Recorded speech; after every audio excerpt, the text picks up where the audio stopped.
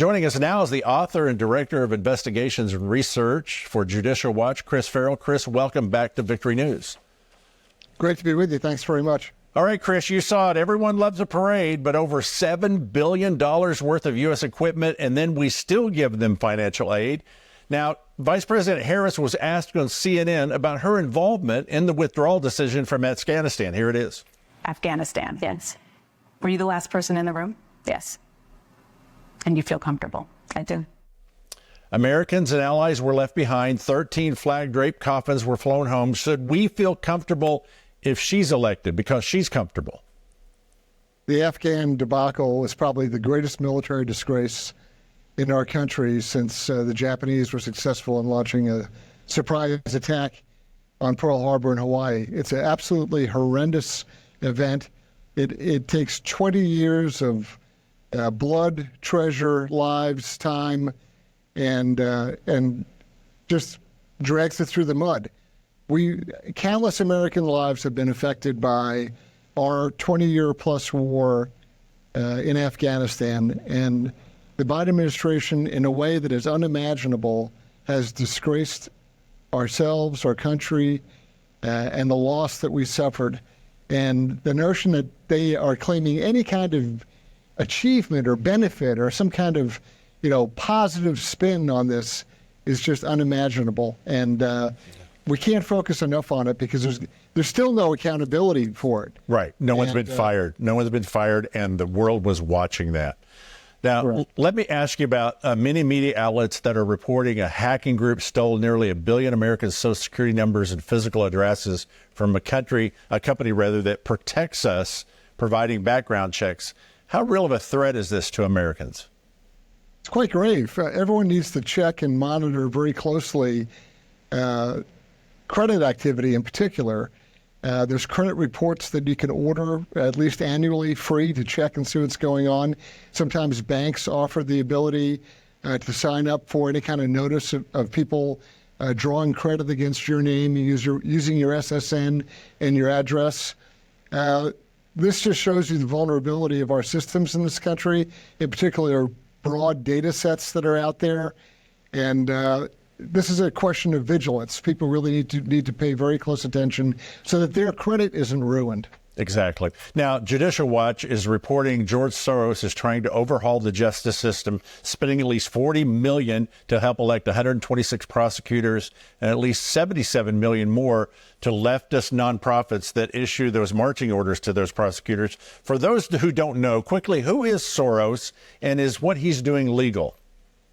He's a billionaire philanthropist. He runs an organization called Open Society Foundation, and he does very successfully use his money and influence to affect public policy, whether it's in the United States or overseas.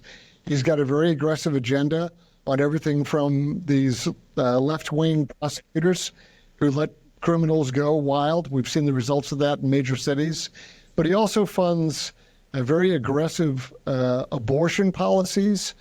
And, you can argue and say he's just using his money as a First Amendment expression, but you have to look at what the outcome is, what the influence is. And very often folks on the right just kind of sit on their hands and are afraid to really engage in a battle of ideas with them, and we have to. Okay, Stephen A. Smith is a sports commentator. He blasted Kamala Harris for ducking the press, posting, quote, "You're running for the presidency of the United States of America. What are you hiding for?" Then he went on and said this. "We've had 1 week, 2 weeks, 3 weeks, and 1 day since Joe Biden stepped aside. The only place we've seen Kamala Harris is at pep rallies. What's up?" Chris, how long could Kamala hold out on answering press and doing interviews instead of pep rallies? As long as the press is complicit and they let her get away with it. That's how long. Chris Farrell, Judicial Watch, thank you so much. Back to you in just a moment. Once again, let's talk with Judicial Watch's Chris Farrell. Chris, let me ask you about Mr. Marquez, who is in the country illegally, has been captured more than once and released.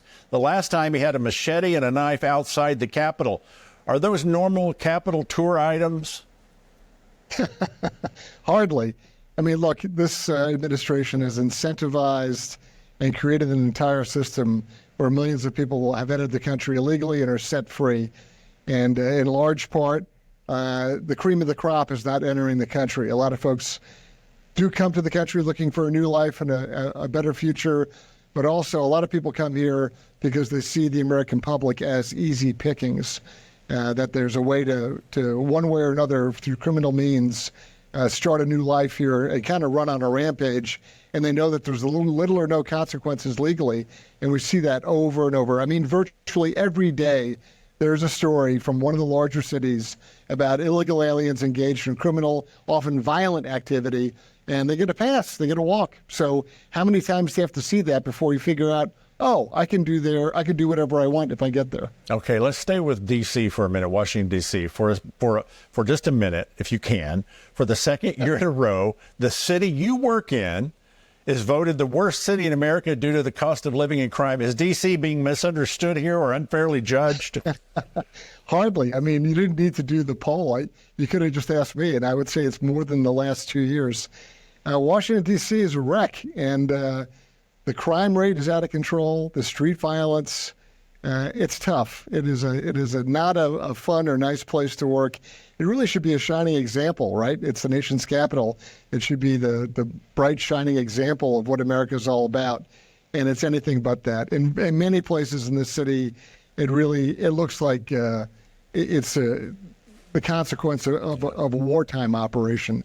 There's blown out buildings it's horrendous. As Reagan said, a city set on a hill, shining city on a hill. Right. School has started again in many places. Well, California has a new grading idea called Grading for Equity.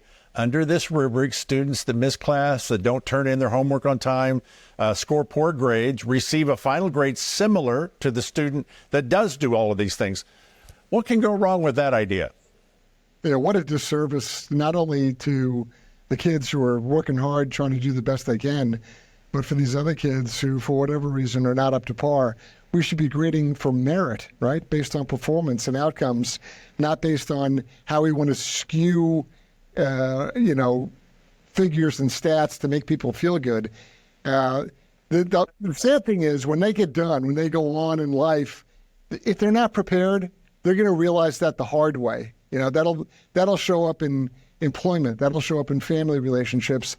We do an enormous disservice by letting kids be subjected to this kind of unfair, out of whack abandonment of a meritocracy. Yeah, it is cruel.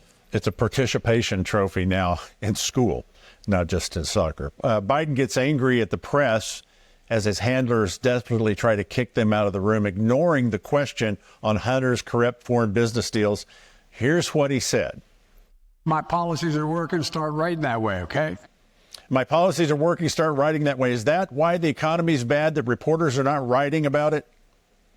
They follow orders. They're not reporters. For the most part, they're stenographers. They take down dictation from KJP and from Biden, and they regurgitate this nonsense in the press every day. So he's right. I mean, he's getting what he demands. It's not a big change there. Chris Farrell of judicialwatch.org. I encourage people to go to that website. Chris, thank you so much for being with us on Victory News and the excellence you always bring. It is a pleasure to be with you. Thanks. Thank you.